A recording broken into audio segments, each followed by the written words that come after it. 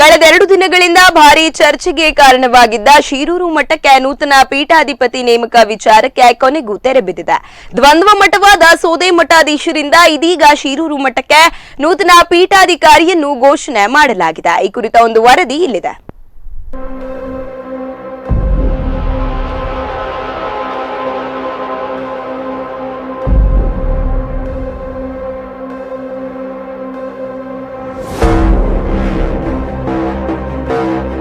ಉಡುಪಿ ಶ್ರೀಕೃಷ್ಣ ಮಠ ಆಗಾಗ ಈ ಮಠದ ಆಂತರಿಕ ವಿಷಯಗಳು ಹೊರಜಗತ್ತಿಗೆ ಬಂದು ಭಾರಿ ಚರ್ಚೆಗೆ ಕಾರಣವಾಗುತ್ತದೆ. ಇದೀಗ ಇದೇ ಮಠದಲ್ಲಿ ಮತ್ತೊಂದು ವಿವಾದ ಹುಟ್ಟಿಕೊಂಡಿದೆ. ಕಳೆದ 2 ದಿನಗಳಿಂದ ಶಿರೂರು ಮಠಕ್ಕೆ ನೂತನ ಪೀಠಾಧಿಪತಿ ನೇಮಕ ವಿಚಾರವಾಗಿ ಲಕ್ಷ್ಮೀವರ ತೀರ್ಥರ ಪೂರ್ವಾಶ್ರಮದ ಸಹೋದರರಿಂದ ಆಕ್ಷೇಪ ವ್ಯಕ್ತವಾಗಿತ್ತು. ಇದು ಸಾಕಷ್ಟು ವಿವಾದಕ್ಕೂ ಕಾರಣವಾಗಿತ್ತು. ಆದರೆ ಲಾತವ್ಯ ಆಚಾರ್ಯರ ಆಕ್ಷೇಪಕ್ಕೆ ತಲೆಕೆಡಿಸಿಕೊಳ್ಳದ ದ್ವಂದ್ವ ಮಠವಾದ ಸೋದೆ ಮಠಾಧೀಶರಿಂದ ಇದೀಗ ಶಿರೂರು ಮಠಕ್ಕೆ ನೂತನ ಪೀಠಾಧಿಕಾರಿಯನ್ನು ಘೋಷಣೆ ಮಾಡಲಾಗಿದೆ. 16 ವರ್ಷದ ಅನಿರುದ್ಧ ಸರಳತ್ತಾಯ ಎಂಬ ತುಳಸಿವಳ್ಳಿ ಮಾಧವ ಬ್ರಾಹ್ಮಣ ಒಟ್ಟು ಪೀಠಾಧಿಕಾರಿಯಾಗಿದ್ದಾರೆ. ಶಿರೂರು ಮಠಕ್ಕೆ ಬರುವ ಒಬ್ಬ ಪೀಠಾಧಿಪತಿ ಕನಿಷ್ಠ ಪಕ್ಷ ಒಂದು 10 ವರ್ಷದ ವೈದಿಕ ಅಧ್ಯಯನ ಆಗಿರಬೇಕು, ಒಂದು 21 ವರ್ಷ ಆದರೂ ವಯಸ್ಸಾಗಿರಬೇಕು. ಇದು ನಮ್ಮ ಕನಸಾಗಿತ್ತು. ಸೊ ಹಾಗಾಗಿ ತುಂಬ ಎಳೆಯ ವಯಸ್ಸಿನವರನ್ನು ಇನ್ನೂ ಮೆಚ್ಯೂರ್ ಆಗದಂಥ ಅಪ್ರಬುದ್ಧ ಬಾಲಕರನ್ನು ಪೀಠದಲ್ಲಿ ಕೂರಿಸಿದ್ದು ಸಮಂಜಸ ಅಲ್ಲ. ಇದರ ವಿರುದ್ಧ ನಮಗೆ ನೋವಿದೆ. ನಾವು ಇದಕ್ಕೆ ಅವಶ್ಯಕತೆ ಬಂದರೆ ಇದರ ವಿರುದ್ಧ ಕೂಡ ನಾವು ನ್ಯಾಯಾಲಯಕ್ಕೆ ಹೋಗಲಿಕ್ಕೆ ಸಿದ್ಧರಿದ್ದೇವೆ.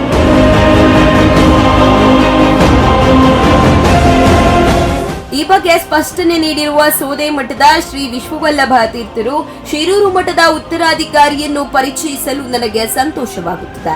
ಉಡುಪಿಯ ವಿದ್ಯೋದಯ ಪಬ್ಲಿಕ್ ಶಾಲೆಯಲ್ಲಿ ಈ ಬಾರಿ ಎಸ್ಎಲ್ಸಿ ಮುಗಿಸಲಿರುವ 16 ವರ್ಷದ ಅನಿರುದ್ಧ ಸರಳತ್ತಾಯ ಅವರನ್ನು ಶಿರೂರು ಮಠದ ಉತ್ತರಾಧಿಕಾರಿಯನ್ನಾಗಿ ಆಯ್ಕೆ ಮಾಡಲಾಗಿದೆ.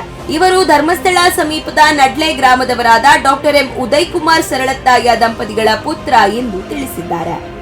ಮೇ 11ರಿಂದ 14ರ ತನಕ ನಡೆಯುವ ಕಾರ್ಯಕ್ರಮದಲ್ಲಿ ಅನಿರುದ್ಧರ ಸನ್ಯಾಸ ಸ್ವೀಕಾರ ಹಾಗೂ ಪಟ್ಟಾಭಿಷೇಕ ನಡೆಯಲಿದೆ.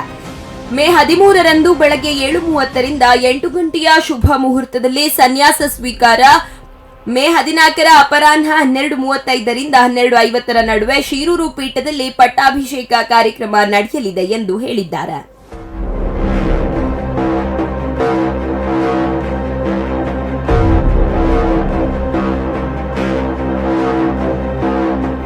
ಶಿರೂರು ಮಠದ ಪರಂಪರೆಗೆ ಯೋಗ್ಯ ವಟುವಿನ ಆಯ್ಕೆಯನ್ನು ನಾವು ಹಿಂದೆ ಮಾಡಿದ್ದೆವು.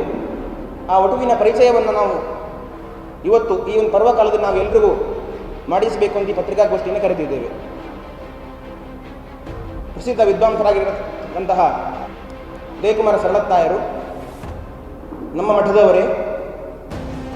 ಅವರ ಪುತ್ರ ಚಿರಂಜೀವಿ ಅನಿರುದ್ಧ ಸರಳತ್ತಾಯ ಅಂತ ಹೇಳಿ ಅವರನ್ನು ನಾವು ಈ ಶಿರೂರು ಮಠದ ಮುಂದಿನ ಉತ್ತರಾಧಿಕಾರಿಯಾಗಿ ನಾವು ಆಯ್ಕೆ ಮಾಡಿದ್ದೇವೆ. ಈಗಾಗಲೇ ಅವರು ಈ ಲೌಕಿಕ ಶಿಕ್ಷಣವನ್ನು ಕೂಡ ಪಡೆದಿದ್ದಾರೆ, 10ನೇ ತರಗತಿಯವರೆಗೆ ಓದಿದ್ದಾರೆ.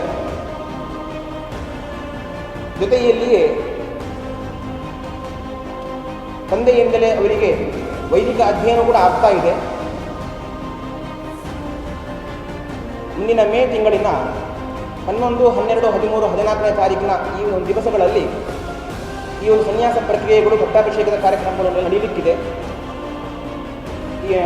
ಮೇ 13ನೇ ತಾರೀಕು ಬೆಳಗಿನ ಜಾವ 7:35ರಿಂದ 8 ಗಂಟೆಯ ಮುಹೂರ್ತದಲ್ಲಿ ಸನ್ಯಾಸ ಸ್ವೀಕಾರ ನಡೆಯಲಿಕ್ಕಿದೆ. ಮೇ 14ನೇ ತಾರೀಕು ಮಧ್ಯಾಹ್ನ 12:35ರಿಂದ 12:50ರ ಮುಹೂರ್ತದಲ್ಲಿ ಪಟ್ಟಾಭಿಷೇಕ ಕಾರ್ಯಕ್ರಮ ನಡೆಯಲಿಕ್ಕಿದೆ. ಇನ್ನು ಈ ವೇಳೆ ಮಾತನಾಡಿದ ಅನಿರುದ್ಧ ಸರಳತ್ತಾಯ, ನಾನು ಬಾಲ್ಯದಿಂದಲೂ ಶ್ರೀಕೃಷ್ಣನನ್ನು ಆರಾಧಿಸುತ್ತಾ ಬಂದಿದ್ದೇನೆ. ಹಾಗಾಗಿ ಇಂದು ನಾನು ಈ ಮಾರ್ಗವನ್ನು ಆರಿಸಿಕೊಳ್ಳುತ್ತಿದ್ದೇನೆ. ಅಲ್ಲದೆ ನನ್ನ ಹೆತ್ತವರು ಸಹ ನನ್ನ ಕನಸಿಗೆ ಸಹಕಾರ ನೀಡಿದ್ದಾರೆ ಎಂದು ತಿಳಿಸಿದ್ದಾರೆ.